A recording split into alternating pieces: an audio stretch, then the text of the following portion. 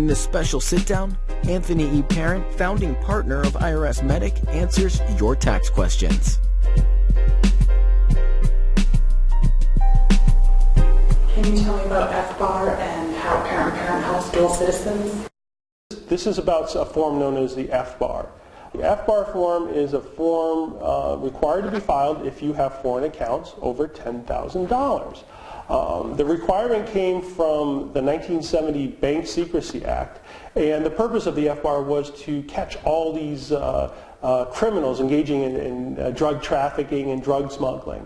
And those convictions were a little hard to get, and so Congress gave the Treasury Department a little hand by passing this law. Now, they didn't make any new crime, but what they did was they created civil penalties, a civil penalty structure that had a very low burden of proof, but the results would be a fiscal death penalty. And it works like this. An FBar penalty, if you don't report the existence of that account to the U.S. Treasury, you could be assessed a 50% penalty that's based on the account's value. Now, that can be assessed multiple times. In most cases, the IRS would look for a 6-year period. So you could see that that would be 3 times the account value. So that was really a form that was intended to give the Treasury Department some leverage to really go after some of the sophisticated criminals. Well, that's what was supposed to happen. What has happened recently is the IRS has dusted off this old form and applied it to a whole bunch of people the law was not intended to punish, especially those who are dual citizens or expatriates who had no idea that they needed to report their foreign income and their foreign accounts. The IRS has come up with an amnesty program, and it's our job to allow people to inform people that typically that's their best option. You know, the IRS loves soft targets. So that's the way to minimize the penalties you have. If you have an outstanding FBar obligation, you could certainly have difficulties getting a green card or permanent status. There's also a recent Supreme Court case of a Japanese couple who was deported for tax compliance. And that just happened last year. So it's something you have to have. If you want to stay in this country, you have to have all your taxes in order.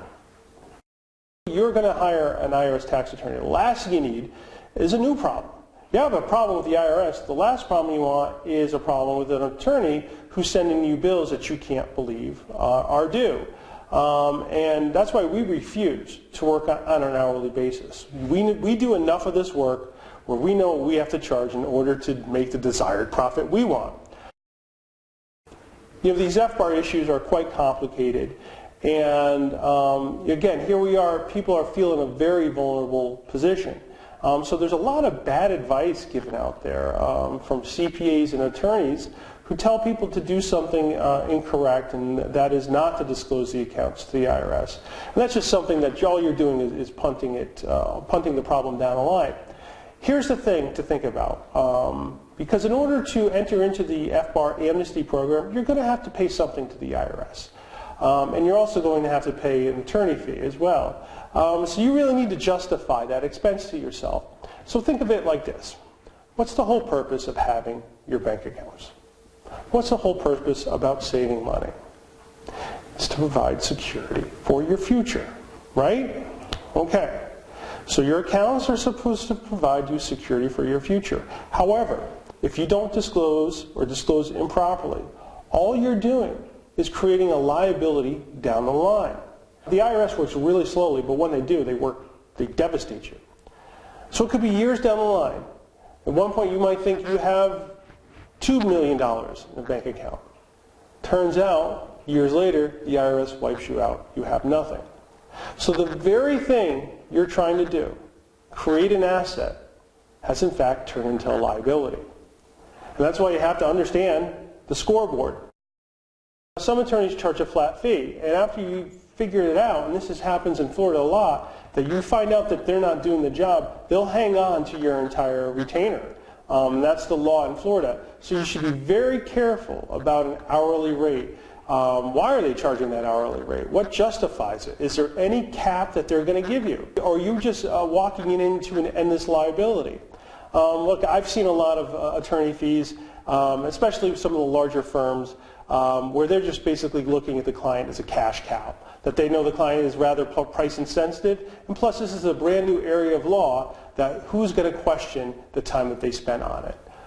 So it's something where somebody should be able to quote you a flat fee, give you a range of fees for the scope of the work. Otherwise, who's to say they know what they're doing? We all are ruled by the IRS. We have to do what they want us to do. That's not to say we can't find an optimum resolution out of it. When you need a lifeline, contact irsmedic.com. irsmedic.com.